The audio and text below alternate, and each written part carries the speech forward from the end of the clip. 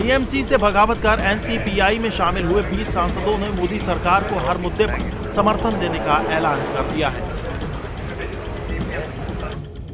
We have decided to extend our support to India government, and whatever issues will be tabled for discussion, we will take part in all issues and in all discussions.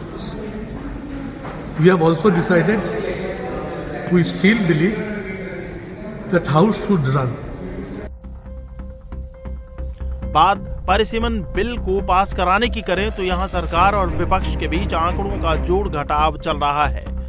वैसे सरकार का focus केवल इसी विधेयक पर सीमित नहीं है, बल्कि एक देश एक चुनाव और न्यायिक सुधारों जैसे बड़े संवैधानिक बदलावों के लिए जरूरी सुपर मेजॉरिटी हासिल करने पर भी है।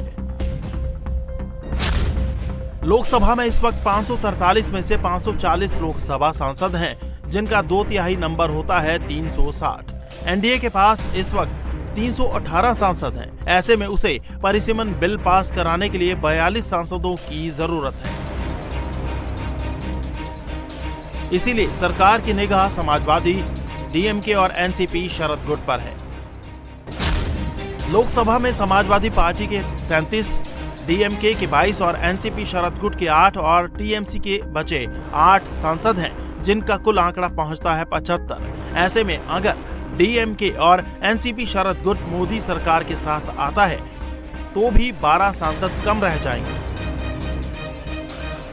ऐसे में मोदी सरकार को समाजवादी पार्टी और टीएमसी के सांसदों को अपने पाले में लाने की कोशिश करनी होगी। मोदी सरकार के पास इस वक्त 4 विकल्प दिख रहे हैं। पहला विकल्प, विपक्ष के 42 सांसद टूट, विलय या समर्थन के जरिए एनडीए में शामिल हों। दूसरा विकल्प, विपक्ष में सांसद गैर हाजिर रहें। तीसरा विकल्प, डीएमके, एनसीपी, शरद गुट और निर्दलीय और छोटी पार्टियों के सांसद समर्थन दें। चौथा विकल्प, वोटिंग के दौरान कांग्रेस के कुछ सांसद गैर हाजिर हो जाएं।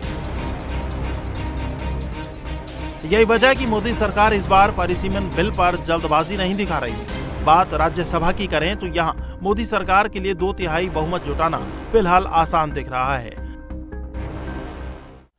मॉनसून सत्र के पहले दिन गृह मंत्री अमित शाह राज्यसभा में वंदे मातरम से जुड़ा बिल पेश करेंगे। साथ ही राज्यसभा की बिजनेस एडवाइजरी कमेटी की बैठक आज दोपहर 1 बजे होगी।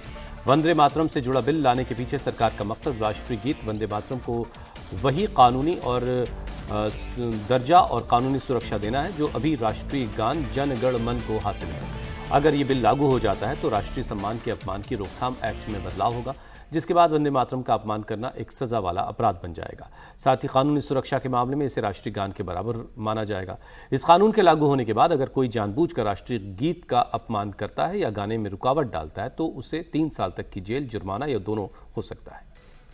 ये बिल सरकार राष्ट्रगीत वंदे मातरम की 150वीं सालगिरह के साल भर चलने वाले जश्न के मौके पर लेकर आई है। हर्ष का विषय यह भी है कि जब पूरा देश वंदे मातरम का 150वां वर्ष मना रहा है, तब इस शब्द संग्रहालय का उद्घाटन हो रहा है। यहां मंच पर खड़े रहकर वंदे मातरम का पूरा गान हम सुनते हैं, तब हमें मालूम पड़ता है कि भारत माता के प्रति मेरा भाव क्या होना चाहिए। और ये इतने बड़े बोध से आजादी के 76-77 साल तक देश अनजान रह गया। आज हर स्कूल में वंदे मातरम पूरा गाया जाता है। इससे बड़ा वर्ष कोई हो ही नहीं सकता।